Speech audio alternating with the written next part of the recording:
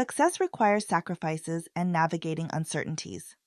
At times, unwavering adherence to a moral compass may not align with achieving one's vision. The beauty of a 5-spindle multi-mixer lies in its efficiency, reducing wait times for customers and enabling quicker service, ultimately leading to serving more customers and driving up demand. Ray Kroc's pitch to the drive-in fast food restaurant owner in the kitchen was turned down. In 1939, Ray's interest in a client's 5-spindle multi-mixer led him to leave his profitable paper cup business at age 37.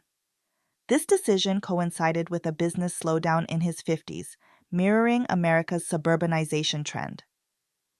In 1954, Ray dined at the drive-in restaurant he pitched to earlier, observing the teenagers make out and sluggish service.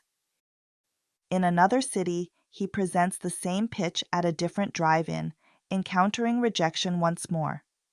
While awaiting his meal, it arrives wrong, and the waitress departs before he can rectify the error. He then calls his doubtful wife from his hotel, insisting sales are strong. After a long day of rejection, Ray listens to a record called The Power of the Positive, about persistence and determination. Ray contacts June, the secretary at Prince Castle Sales in Chicago. She informs him about a restaurant in San Bernardino, California, that initially ordered 6 of his machines. Doubting the accuracy, he calls the restaurant McDonald's, where they confirm and add 2 more to the order. This intrigues Ray, prompting him to journey down Route 66 to San Bernardino. Ray arrives at a walk-up restaurant. Customers queue in 2 lines, placing orders at a window. He orders a burger, fries, and soda for 35 cents, and to his surprise, receives his food in a paper bag within seconds. This quick service confuses him, as it usually takes about 20 minutes to get food. Wondering where to eat, he's told he can enjoy his meal anywhere. Ray chooses a nearby bench, noticing the woman across enjoying her burger. He makes space for a mother and her 3 kids on the bench. After one bite, he immediately notes it's the best hamburger he's ever had. A man introduces himself to Ray. It's Mac McDonald. Ray introduces himself to Mac McDonald and explains that he's the one who sold the milkshake machines.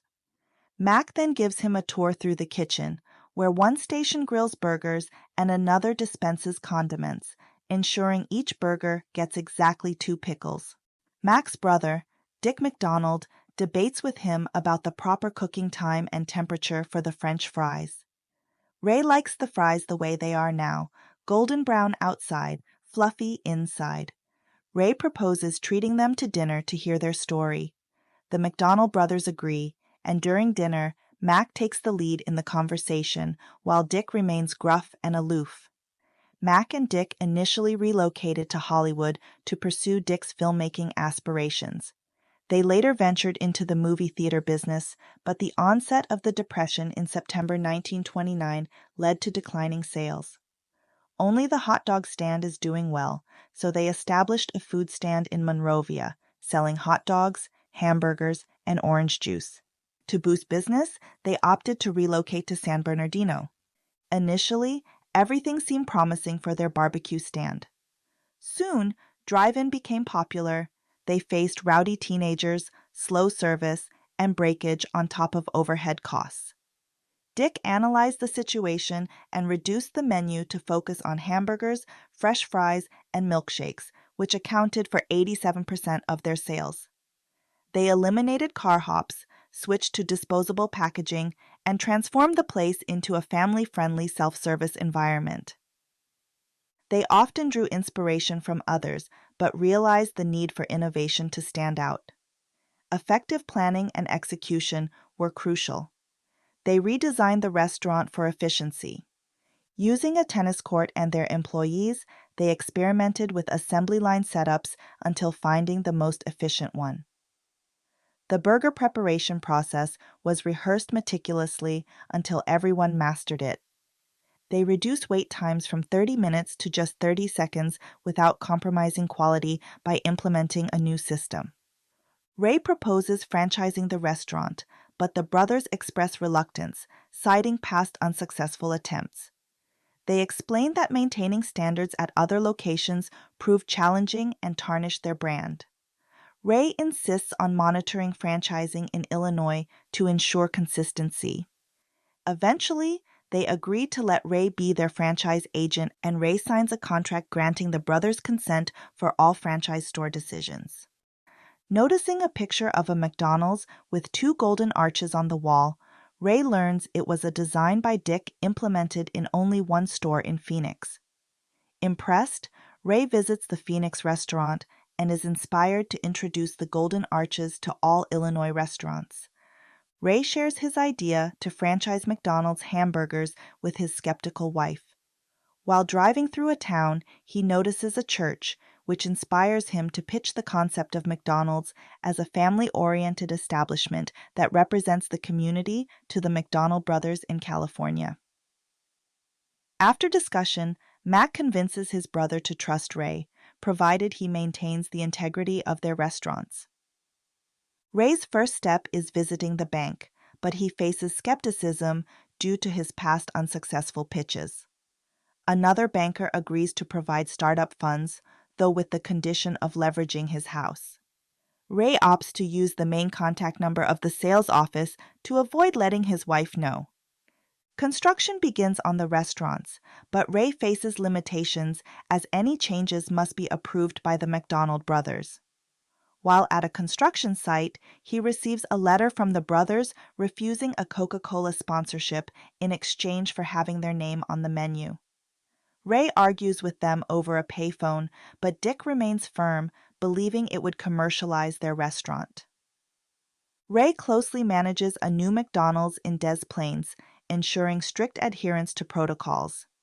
He admires a grill worker named Fred Turner. At home, Ray's wife Ethel is distant and skeptical about his new pursuit. He apologizes for neglecting her lately, suggesting they go to their country club together. At the country club, Ray and Ethel mingle with other members who boast about their extravagant vacations, while Ethel admits their travel plans remain only a fantasy for now. Ray proposes the idea of opening a franchise to the men, and they agree, finalizing the deal over a round of golf. Ray soon notices that these restaurants are being poorly managed, garbage strewn everywhere, incorrect orders, and subpar food quality. He realizes that wealthy men aren't necessarily the best franchise owners because they lack passion and genuine care. Ray informs Ethel at home that he's canceled their club membership and they'll seek new friends. At the sales company, Ray encounters a Jewish man selling Bibles and learns that he's simply trying to make a living. Inspired by this, Ray realizes that the working class could pool their resources to open a franchise, providing both income for their families and a sense of pride in ownership. The Jewish man's well-maintained franchise serves as evidence of this concept's potential success. Ray excitedly shares this idea with Ethel, but once again she remains unimpressed. Undeterred, Ray takes her to a potluck dinner and bingo night, where he successfully pitches the idea of opening franchises to blue-collar attendees. At the sales office, Ray receives disappointing monthly revenue due to his contract's 1.4% profit share. He attempts to renegotiate, asking for 5%, then settling for 4%. Ray foresees global expansion for McDonald's, but Mac remains uninterested in further expansion. Despite their minimal 0.5% profit share, the brothers are content, claiming they're not driven by greed. After the call, Dick and Mac discuss Ray's intentions. Meanwhile, Ray grapples with mounting past due notices, and Fred Turner points out the high costs of the walk-in coolers used for ice cream storage. At home, Ethel tells Ray that a man from the bank called. She's upset about their mortgaged home. Ray confronts the bank for contacting his home number, but the loan officer points out his missed payments. Frustrated, Ray expresses his need for profits from his hundreds of restaurants. Nearby, customer Harry Sonneborn offers help after overhearing the conversation.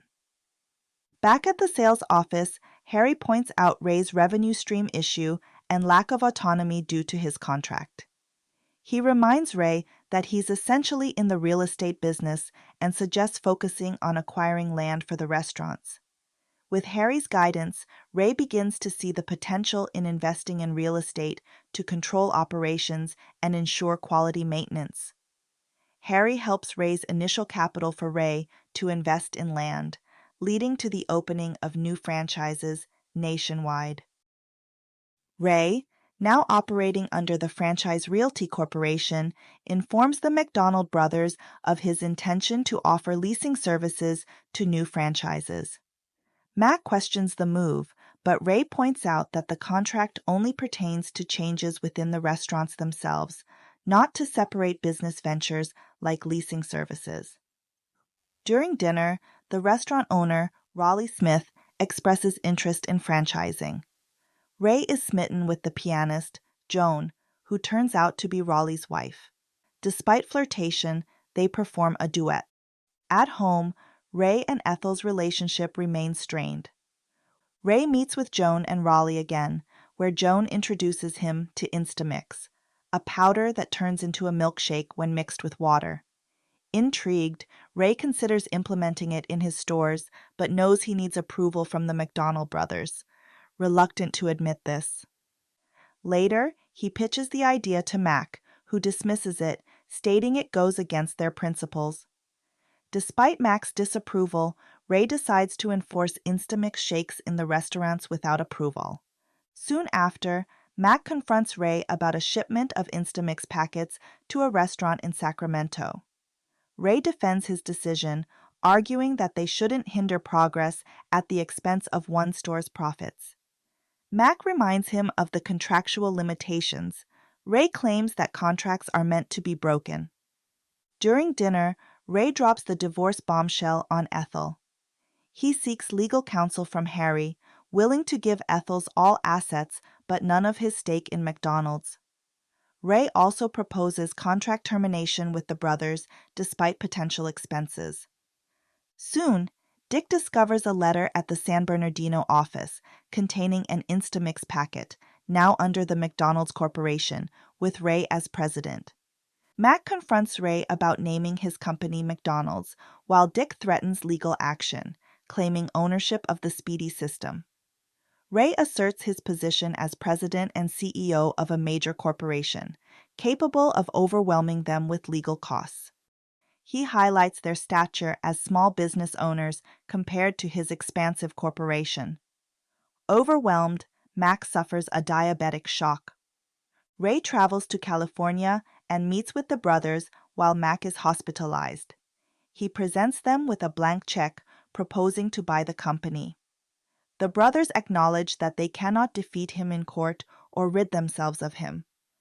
Harry negotiates the deal over the phone, conveying the brothers' terms: $2.7 million, $1 million for each after taxes, and 1% of the company's annual profits.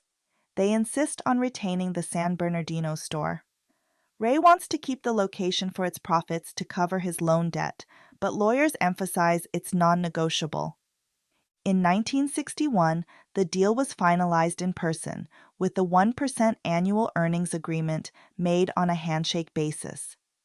After the meeting, Ray encounters Mac in the bathroom. Mac questions why Ray didn't steal their ideas after their initial restaurant tour. Ray asserts that their success wasn't just the system, but the name, McDonald's, a quintessentially all-American name. It symbolizes classic American dining, familiarity, consistency, and convenience, making it highly appealing to everyone. Ray suggests Mac doesn't fully grasp the significance of the name. Mac insists Ray doesn't have the name. As a result of intellectual property issues, the original hamburger stand's name was altered to the Big M. A new McDonald's rises across the street. Ray attends the opening, where a reporter expresses interest in covering his 100th location. Ray Kroc in his 50s hands over his card as the founder of McDonald's and not forgetting the Golden Arches. The fast food's founding father quoted, I was an overnight success all right, but 30 years is a long, long night. For upcoming content, click like, pound that subscribe, and hit notification. Thank you for watching.